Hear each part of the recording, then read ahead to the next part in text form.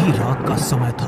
बाहर गरजते बादल और बिजली की जोरदार आवाज सुनकर सोगो चौंक कर अपने बिस्तर पर बैठ जाता है, लेकिन ये देखकर उसके होश उड़ जाते हैं कि वो इस समय अपने बेडरूम में नहीं बल्कि किसी सुनसान कमरे में जमीन पर बैठा हुआ है। सोगो के कमरे में हल्की मध्यम रोशनी थी, जिसमें उसे दिखाई दे रहा था कि वो कमरा जिसमें वो बैठा हुआ है वो काफी गंदा, बदबूदार और टूटा फूटा है।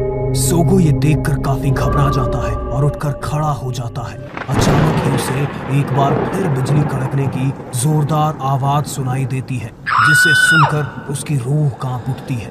सहमते हुए वो 2-4 कदम आगे बढ़ाता है, तभी उसे एक परछाई अपनी ओर आती हुई दिखाई देती है। एक डरावनी परछाई थी जो किसी जानवर की तरह लपकते हुए तेजी से उसकी ओर आ रही थी। सोगो बुरी तरह से घबरा जाता है और तेजी से कमरे से निकलकर एक गलियारे में पहुंच जाता है और दौड़ने लगता है। वो परछाई भी सोगो का पीछा कर रही थी। सोगो एक कमरे में पहुंचकर खुद को छिपाने की कोशिश करता है, लेकिन वहां भी वो साया उसके पीछे पीछे पहुंच जाता है। उस डरावने साये के हाथ में एक तेज धारदार हथियार दिखाई दे रहा था और वो लगातार उसकी तरफ बढ़ रहा था। उसे अपनी ओर आता देख सोगो का हलक सूखने लगा था। उसे अपना अंत सामने दिखाई दे रहा था। अचानक ही उसकी नजर कमरे के दरवाजे की ओर जाती है और वो लपक कर भागने के लिए दरवाजा खोलता है, लेकिन उससे पहले ही वो साया हथियार से उसकी गर्दन पर वार कर देता है और उसी के साथ उसकी गर्दन कटकर दूर जा गिरती है। सोगो के दिल को कपा देने वाली चीख चारों ओर गूंज जाती है और उसी के साथ अचानक सोगो नींद से जग जाता है। सोगो जापान में रहने वाला एक 14 साल का लड़का था जो अभी स्कूल में पढ़ता था। बाकी बच्चों की तरह उसे भी स्कूल से आने के बाद अपने दोस्तों के साथ खेलना और बातें करना बहुत पसंद था। सोगो की लाइफ में सब कुछ बहुत अच्छा चल रहा था, जब तक कि वो डरावनी रात उसके जीवन में नहीं आई थी। ये तो सपना था। अब तो हर रोज मुझे यही सपना आने लगा है। पता नहीं मुझे इतने डरावने सपने क्यों आते हैं। क्या कोई राक्षस मेरे पीछे पड़ गया है? सोगो अपने सपनों के अर्थ को समझ नहीं पा रहा था, इसलिए वो इसके बारे में अपनी माँ को बताता है। घबराओ नहीं बेटा, बच्चों को अक्सर डरावने सपने आते हैं। जरूर तुमने कोई डरावनी फिल्म देखी होगी। नहीं माँ, आप जानती हो मैं ऐसी फिल्में नहीं देखता। मुझे अब हर रोज यही सपना दिखने लगा है। आप कुछ करो ना। बेटा, तुम सोने से पहले हर रोज बाकू को बुलाया करो। उसके बाद सोने जाओगे तो बाकू तुम्हारे सारे बुरे सपने खा जाएगा और फिर तुम देखना कैसे तुम्हारा डर छूमंतर हो जाता है। बाकू, वो क्या होता है माँ? तो अभी तक तुम्हें किसी ने बाकू के बारे में नहीं बताया। बाकू एक अलौकिक जीव है, ये तो तुम जानते ही हो ना। इंसान हो या जानवर, सभी को देवताओं ने बनाया है।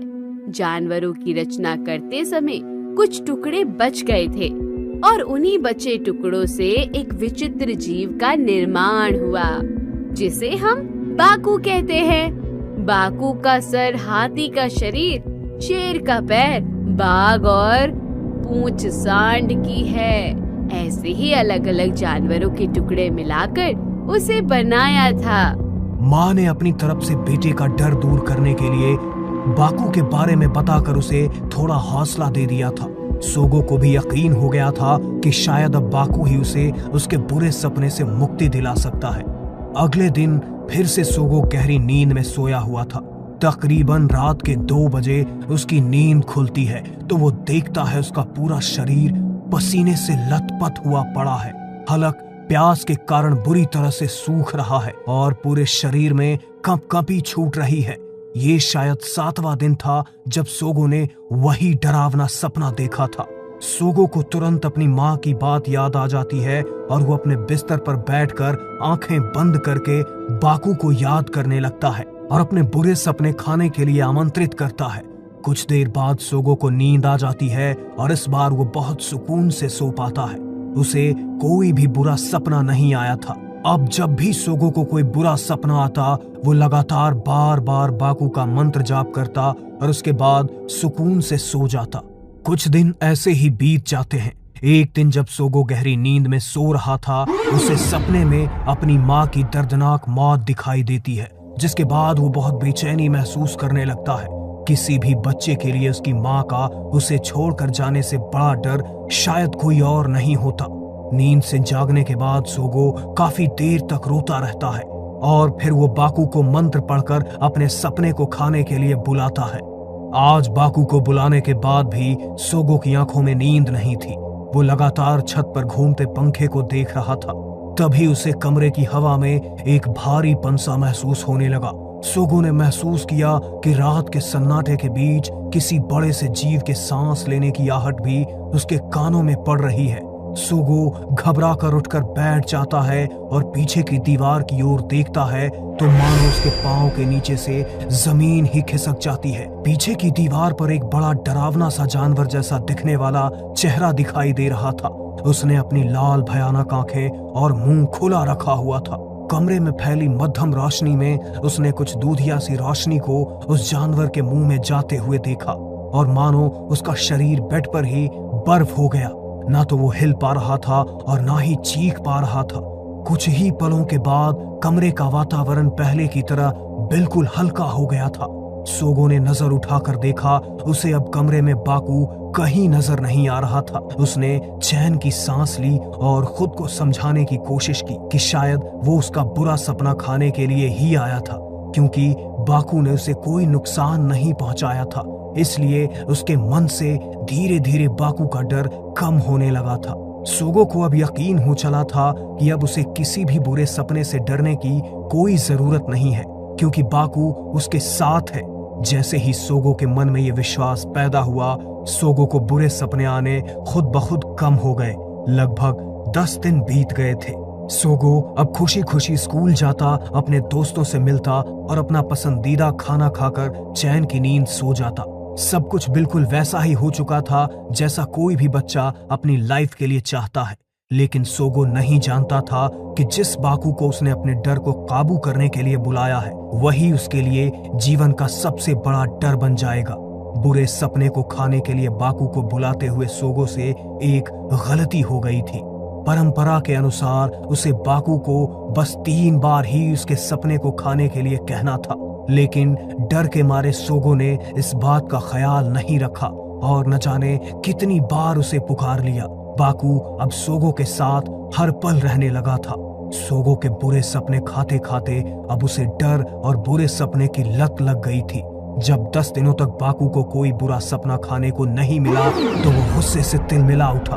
11वें दिन सोगो अपनी स्कूल बस में बैठकर स्कूल जा रहा था। बस में अभी उसके अलावा बस का ड्राइवर और कंडक्टर ही थे कि अचानक ड्राइवर ने बस से अपना कंट्रोल खो दिया और बस फिसलते हुए खाई की ओर जाने लगी। सोगो डर से रोने चीखने लगा। उसे लग रहा था शायद अब वो नहीं बच पाएगा। तभी बस जाकर एक भारी भरकम पेड़ से टकराती है और रुक जाती है। ड्राइवर, कंडक्टर और सोगो सभी को गहरी चोटें आती है, लेकिन उनकी जान बच जाती है। इस घटना का सोगो के मन पर बहुत गहरा असर पड़ता है और वो कई हफ्तों तक स्कूल नहीं जा पाता। बस का हॉर्न सुनकर ही उसके हाथ पैर कांपने लग जाते हैं। सोगो के मन में एक नया डर पैदा होते ही बाकू को अपनी भूख मिटाने का मौका मिल गया था। अब वो हर रात को सोगो के कमरे में आता और उसके डर का आनंद उठाता। पेरेंट्स और दोस्तों के समझाने पर सोगो अब नॉर्मल होने की कोशिश करने लगा था और अब उसने फिर से स्कूल जाना शुरू कर दिया था। जब भी वो सड़क पर चलता, कोई तेज रफ्तार बाइक उसके पास से गुजरती और फिर वो बाइकर डरावनी मुस्कुराहट लिए उसकी ओर पलट कर देखता तो सोगो का डर फिर से ताजा हो जाता और वो एक बार फिर घबराहट महसूस करने लगता। सोगो मानो एक लूप में फंस कर रह गया था। जितना वो अपने डर पर काबू करने की कोशिश करता, उतना ही डर उसके ऊपर अपनी पकड़ बनाता जाता। आंखें बंद करते ही उसे वही सब दृश्य दिखाई देने शुरू हो जाते और फिर सोगो डर से बाकू को पुकारता। बाकू तुरंत उसके पूरे सपने और डर को भोजन बनाने के लिए आ जाता। इसी तरह कुछ दिन बीत जाते हैं। सोगो अब इस चक्र से बाहर आना चाहता था। उसने अपनी पढ़ाई पर फोकस करना शुरू कर दिया था। देर रात तक पढ़ाई करते हुए अचानक सोगो को हॉल में से कुछ अजीब आवाजें सुनाई देने लगती है। ऐसा लग रहा था जैसे कोई जंगली जानवर किसी का मांस चबाकर खा रहा हो। न चाहते हुए भी बार बार सोगो का ध्यान उन आवाजों की ओर जा रहा था। जब उससे रहा नहीं गया तो उसने धीरे से अपने कमरे का दरवाजा खोला और हॉल में पहुंच गया। अपने मोबाइल की रोशनी में उसे सामने भयानक चेहरे वाला बाकू बैठा हुआ दिखाई देता है, जिसके मुंह पर खून लगा हुआ था। फ्लैश लाइट की रोशनी में सोगो देखता है कि बाकू के मुंह में इंसानी मांस का टुकड़ा है और वही सामने उसकी ही गर्दन पड़ी हुई है जिसे बाकू चबा रहा है। सामने का दृश्य देखकर सोगो चीख कर बेहोश हो जाता है। उसे हॉल में बेहोश पड़ा देखकर उसके पेरेंट्स उसे अस्पताल लेकर जाते हैं, जहां कुछ देर बाद उसे होश आता है तो वो खुद को एक कमरे में पाता है जहां वो बिल्कुल अकेला था। मॉम, डैड, कहाँ हो आप लोग? ये मैं कहाँ हूँ? कोई है? डोंट पैनिक, मैं अभी तुम्हारी मॉम को बुलाती हूँ। बेटा, तुम ठीक तो हो ना? ये कहाँ ले आए हो आप मुझे? कौन सी जगह है ये? मुझे अपने घर जाना है। वो मैंने देखा कि वो मेरा सर चबाकर खा रहा था। फिर उसके बाद क्या हुआ मुझे कुछ याद नहीं। बेटा, जरूर तुमने कोई बुरा सपना देखा है। डोंट वरी, अब कोई भी बुरा सपना तुम्हें परेशान नहीं करेगा। सोगो की माँ उसे लेकर घर आती है। अपने कमरे में पहुंचकर वो देखता है कि माँ ने उसके कमरे में बाकू की एक मूर्ति लगा दी है। देखो बाकू, अब हमेशा तुम्हारे साथ रहेगा, बिल्कुल मत डरना। सोगो ने मूर्ति की ओर देखा तो अचानक उसकी आंखें लाल लाल चमकने लगी। मुझे ये मूर्ति नहीं चाहिए, लेकर जाओ इसे। बेटा, अगर तुम मुझे ये मूर्ति यहाँ नहीं लगाने दोगे तो मुझे तुम्हें अस्पताल में भर्ती करना पड़ेगा। तुम्हारे डर से आने वाले पैनिक अटैक के 2 ही इलाज है, बाकू या हॉस्पिटल। हॉस्पिटल का नाम सुनकर सोगो चुपचाप अपने बिस्तर पर जाकर लेट जाता है। हर पल डर के साथ जीते जीते कुछ ही दिनों में उसे इस डर की आदत हो गई थी। अब उसके साथ सपने में कुछ भी घटित होता तो सोगो का दिमाग उस पर रिएक्ट ही नहीं करता था।